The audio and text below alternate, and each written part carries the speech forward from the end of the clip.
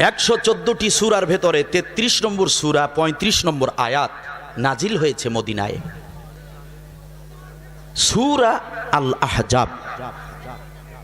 যারা এখনো রাস্তায় দাঁড়িয়ে আছেন, আমি অনুরোধ করছি আবার আপনাদেরকে প্যান্ডেলের নিচে এসে বসতে হবে। এখন থেকে 60 মিনিট ইনশাল্লাহ কথা বলবো, কথাগুলো শুনতে হবে, নতুবা এই মাহফিলের চারপাশ থেকে সরে যেতে হবে।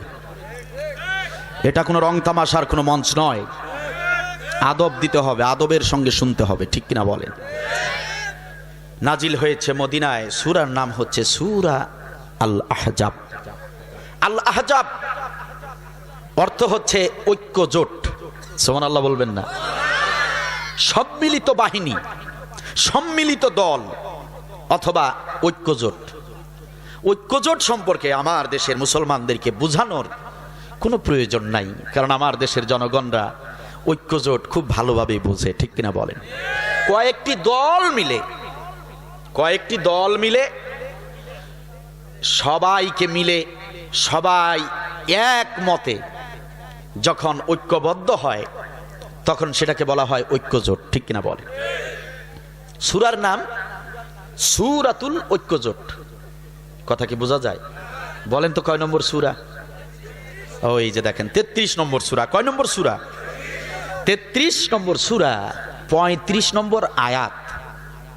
অবশ্যই কাল সকালবেলা যাদের অর্থসহ তরজমা বই আছে, তাফসির বই আছে, কিতাব আছে, তারা অবশ্যই অর্থসহ একটাবার অধ্যয়ন করবেন।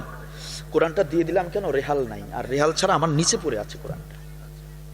রেহাল নাই, আশেপাশে বাড়িতে আছে না, অথবা একটা বালিশ, তাও হয়। আল্লাহ মাফ করুন, সবাই বলেন আমি।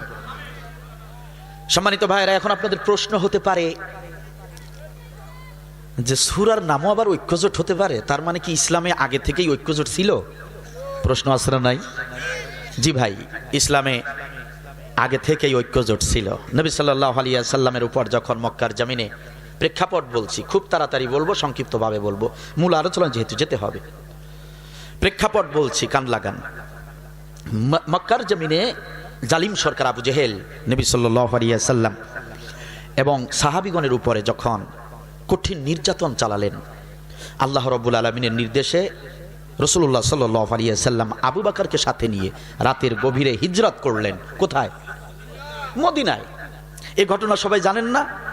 আলহামদুলিল্লাহ, এটা কে না জানে? মদিনায় আসলেন নবীজি সাল্লাল্লাহু আলাইহি ওয়াসাল্লাম। মদিনার জমিনে তখন মুসলমানের সংখ্যা খুবই কম, ইহুদি আর বিধর্মীদের সংখ্যা খুবই বেশি। তো যেহেতু বিধর্মীদের সংখ্যা বেশি আর মুসলমানদের সংখ্যা হাতে গোনা কয়েকজন, সেহেতু এই মদিনার জমিনে এসে নবী সাল্লাল্লাহু আলাইহি ওয়াসাল্লাম যদি এই মদিনার নতুন রাষ্ট্রে এসে যদি কোরআনের দাওয়াতি কাজ শুরু করে দেয়, ইউনিয়ন ভিত্তিক, ইউনিট ভিত্তিক, অঞ্চল ভিত্তিক কোরআনের দাওয়াত যদি দেওয়া শুরু করে দেন, আপনারা বলেন তো বিধর্মী ইহুদি যারা, তারা কি এই কোরআনের দাওয়াতগুলো মানবে? তারা বাধা দিবে না? কথা বলে না, বাধা দিবে না? বাধা দিবে। আল্লাহ রাব্বুল আলামিন বললেন, নবীজি মদিনায় এসেছেন, প্রথম কাজ হচ্ছে এই মদিনার জমিনে সবচেয়ে বড় বড় যে কয়টি দল আছে সেই দলের দলপতিদের সঙ্গে আপনি আলাদা আলাদা করে বৈঠক করুন, তারপর সবাই মিলে একটা বৈঠক করুন আর তাদের সাথে একটা ঐক্যজোট করুন। চিল্লায় বলেন সুবহানাল্লাহ। নবী সাল্লাল্লাহু আলাইহি ওয়াসাল্লাম তাই করলেন। মদিনার বড় বড় দলপতিদের সঙ্গে তিনি দেখা করলেন, সালাম বিনিময় করলেন, মিষ্টি মধুর কথা, সুন্দর চরিত্র ব্যবহার। ইহুদিরা, বিধর্মীরা এরকম কখনো আগে দেখে নাই। সুবহানাল্লাহ বলেন। ধন্যবাদ ভাই। তাহলে নবীর চরিত্র, নবীর ব্যবহার, নবীর মিষ্টি কথা, নবীর ব্যবহার সব কিছু দেখে মদিনার বিধর্মী নেতারা আকৃষ্ট হয়ে গেল। সুবহানাল্লাহ বলেন। নবী বললেন, শোনো, যেহেতু আমি মদিনার জমিনে এসেছি, সেহেতু আজ থেকে মদিনাও আমার দেশ। সুবহানাল্লাহ বলবেন না? আপনি ইহুদিদের নেতা হতে পারেন আর আমি মুসলমানদের নেতা হতে পারি, কিন্তু আমার প্রস্তাব হলো, আমাদের এই মদিনা রাষ্ট্রে যদি কোনো বাহির থেকে যদি কোনো দেশ আক্রমণ করতে চায়, যদি আমাদের দেশের বিরুদ্ধে কেউ ষড়যন্ত্র করে, আমাদের এই মদিনার বিরুদ্ধে যদি কেউ আক্রমণ করার চেষ্টা করে, তখন আমরা দলমত নির্বিশেষে, আপনি ইহুদি আমি মুসলমান, এগুলোর ভেদাভেদ না করে আমরা সবাই মিলে যাতে করে প্রতিরোধ গড়ে তুলতে পারি, স্বাধীন সার্বভৌমত্ব যাতে রক্ষা করতে পারি, এই জন্য আমার মনে হয় আপনাদের সঙ্গে আমাদের ঐক্যজোট হওয়া দরকার। ইহুদি নেতা, বিধর্মী নেতারা বলে, এত সুন্দর কথা তো শুনি নাই, দারুণ কথা তো বলেছেন আপনি। সত্যিই তো, যেখানে আমরা সবাই বাস করব, সেই দেশটা আমাদের মায়ের মতো, এই দেশটাকে যদি কেউ আক্রমণ করে, আর আমরা যদি ধর্ম বর্ণ নির্বিশেষে সবাই মিলে যদি আমরা প্রতিরোধ গড়ে তুলি, তাহলে তো আমাদের দেশের বিরুদ্ধে কেউ চোখ তুলেও তাকাতে পারবে না। ঠিক কিনা বলেন? নবী সাল্লাল্লাহু আলাইহি ওয়াসাল্লামের এই যুক্তিগুলো, এই প্রস্তাবগুলো প্রত্যেকটা দলপতির পছন্দ হয়ে গেল। সুবহানাল্লাহ বলে। সবাই খুশিতে আটখানা, সবাই আমাদের নবী সাল্লাল্লাহু আলাইহি ওয়াসাল্লামকে তারা সম্মান করতে শুরু করলো, শ্রদ্ধা করতে শুরু করলো, নেতার মতো করে আমাদের নবী সাল্লাল্লাহু আলাইহি ওয়াসাল্লামকে তারা গ্রহণ করে নিল রাষ্ট্রীয় নেতার মতো। সুবহানাল্লাহ বলে। কিন্তু ধর্ম যার যারটাই পালন করছে। কথা কি বোঝা যায়? এবার নবী সাল্লাল্লাহু আলাইহি ওয়াসাল্লাম দাওয়াতি কাজ করার সুযোগ পাচ্ছে, কারণ হলো আরেকটি শর্ত ছিল যে আমরা যে যার যার ধর্ম প্রচার করব, কিন্তু আমরা কেউ কারো ধর্মে বাধা দিব না। সুবহানাল্লাহ বলে। ঐক্যজোট হয়ে গেছে, সব চুক্তি হয়ে গেছে। এখন নবী সাল্লাল্লাহু আলাইহি ওয়াসাল্লাম আবু বকরকে বলে, আবু বকর, মদিনার দক্ষিণাঞ্চল তোমার,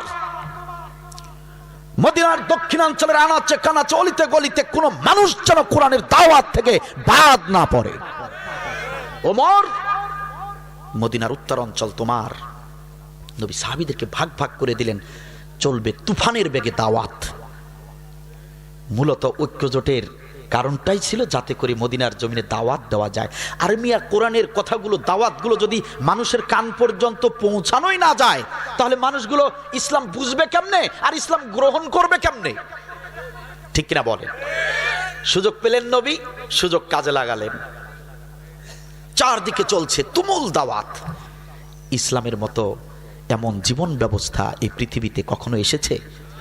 কারণ পৃথিবীর সৃষ্টিকর্তা যিনি, তার নির্ধারিত জীবন ব্যবস্থা হচ্ছে ইসলাম। ঠিক কিনা বলে? মানুষের সামনে যখন দাওয়াত পেশ করা হলো, মানুষরা দেখলো, না, এর চেয়ে ভালো ধর্ম, এর চেয়ে দিন, এর চেয়ে ভালো জীবন ব্যবস্থা আর তো কখনো শুনি নাই। সবাই এক এক করে আস্তে আস্তে করে মদিনার জমিনের মানুষগুলো কালেমা পড়ে মুসলমান হতে শুরু করলো। চিল্লায়া বলেন আল্লাহু আকবার। বেকায়দায় পড়ে গেলেন একদিন নবী সাল্লাল্লাহু আলাইহি ওয়াসাল্লাম।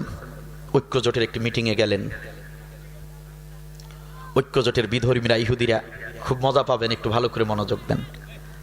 তারা নামাজ আদায় করছিল বাইতুল আকসার দিকে। সুবহানাল্লাহ বলবেন না? বাইতুল আকসা কোথায় অবস্থিত? ফিলিস্তিন। যে ফিলিস্তিনের জমিনে আমাদের মা বোনেরা, আমাদের ছোট ছোট বাচ্চারা, আমাদের বীর মুজাহিদ ভাইয়েরা ইসরায়েলের ইহুদিদের বিরুদ্ধে জিহাদের আমল সরাসরি তারা অবতীর্ণ হয়েছে। ঠিক কিনা বলে? সেই বাইতুল আকসা, যে বাইতুল আকসা নির্মাণ করেছিলেন হযরতে আদম আলাইহিস সালাম, পুণ্য নির্মাণ করেছিলেন হযরতে সুলাইমান আলাইহিস সালাম। সাগরের অতল গহ্বরের বিশাল বিশাল দামি পাথর জিন জাতি তারা উত্তোলন করে বাইতুল আকসা নির্মাণ করেছিলেন সুলাইমানের নেতৃত্বে। সুবহানাল্লাহ বলবেন না? এটা সেই বাইতুল আকসা, যে বাইতুল আকসার খেদমত করেছিলেন হযরতে মরিয়ম, যে বাইতুল আকসায় হযরতে মরিয়ম খেদমত করেছিলেন, যে মরিয়ম হচ্ছে হযরতে ঈসা আলাইহিস সালামের মা। সেই বাইতুল আকসা আবার বিজয় হবে। বাইতুল আকসাকে যত চেষ্টাই করুক, চূড়ান্তভাবে মুসলমানদের হাতে তুলে দিতে হবে। বাঁচার কোনো উপায় নাই। ইহুদির গোষ্ঠী পৃথিবীর জমিন থেকে মুছে যাবে, এতে কোনো সন্দেহ নাই। উত্থান পতন হতে থাকবে, উত্থান পতন হতে থাকবে, কিন্তু চূড়ান্ত বিজয় দিবেন আল্লাহ রাব্বুল আলামিন ঈসা আলাইহিস সালামের মাধ্যমে। কথা বলেন ঠিক কিনা? সেই পরিবেশ তৈরি হতে যাচ্ছে।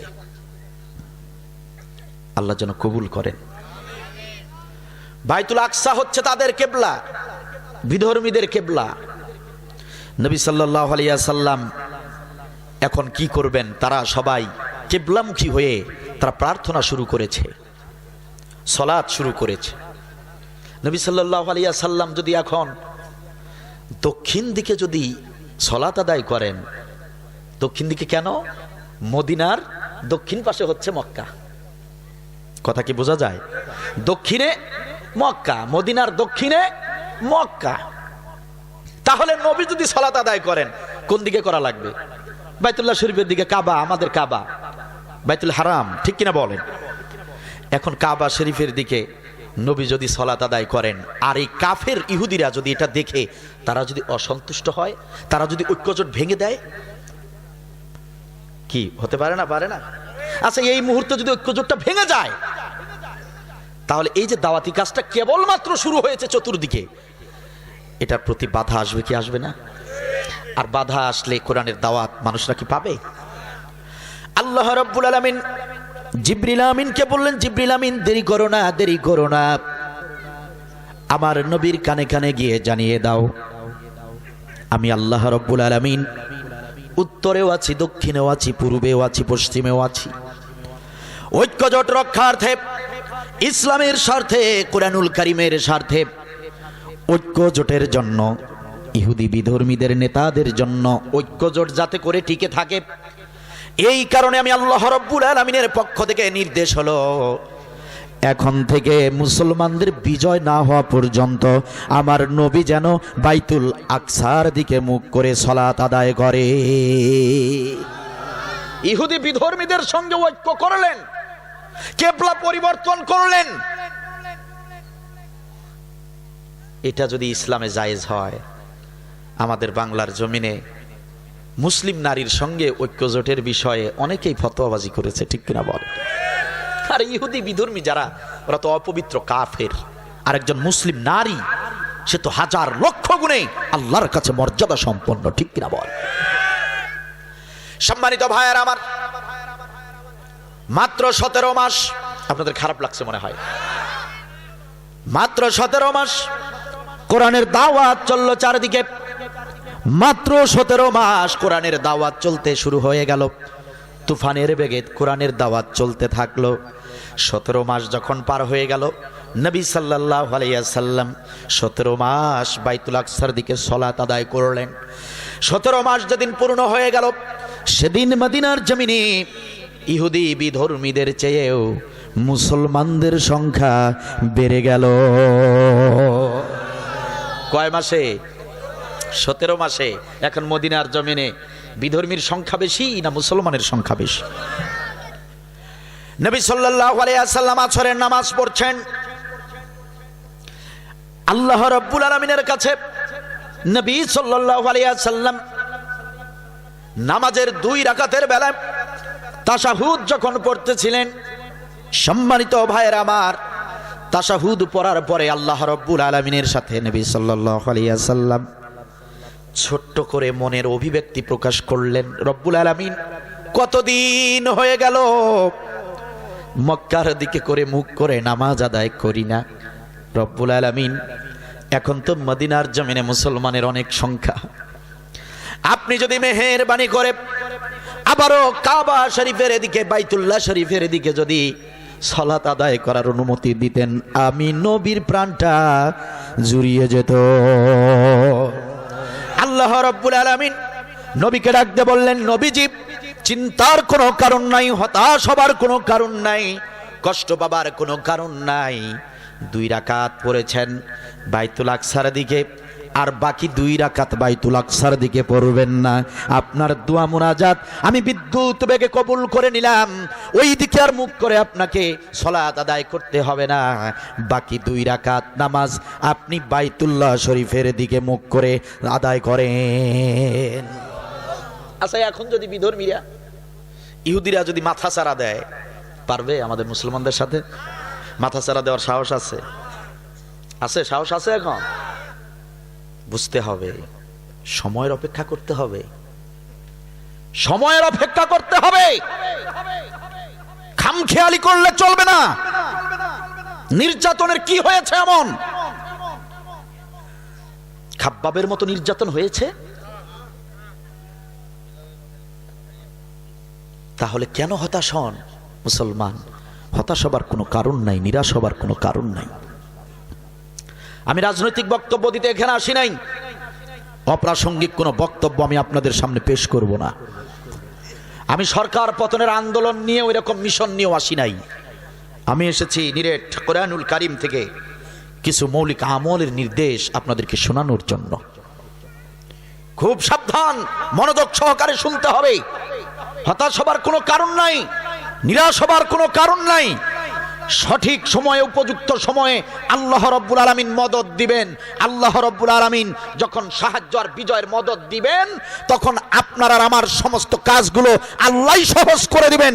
কেমনে জালিম শক্তির পরাজয় হবে আর কেমনে মাজলুমরা বিজয় অর্জন করবে, চোখের এক নিমিষেই আপনারা বুঝতে পারবেন, একটু টের পাবেন না ইনশাআল্লাহ। অতীতেও কিন্তু কেউ টের পায় নাই,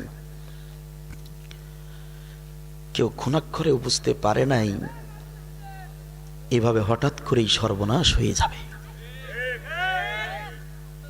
আল্লাহ রাব্বুল আলামিন ফেরাউন, নমরুদ, আবু জেহেলের সর্বনাশ যেভাবে করেছে, পৃথিবীর সকল জালিমদেরকে আল্লাহ রাব্বুল আলামিন একই পরিণতি অথবা তার চেয়েও ভয়ঙ্কর পরিণতি দিয়ে তাদেরকে শাস্তি দিবেন। ঠিক না বল? হতাশ হবার কোনো কারণ আছে? সম্মানিত ভাইয়েরা, এই যে ঐক্যজোট হলো, ঐক্যজোটের মাধ্যমে মদিনার জমিনে ইসলামের জয় জয়কার একটা পরিবেশ তৈরি হয়ে গেল। আল্লাহ রাব্বুল আলামিন ওই ঐক্যজোটের কারণে এই সূরাটির প্রতীকী চিহ্ন হিসেবে, নাম করে দিয়েছেন সূরাতুল ঐক্যজোট, সূরা আল আহজাব। চিল্লাবন আল্লাহু আকবার।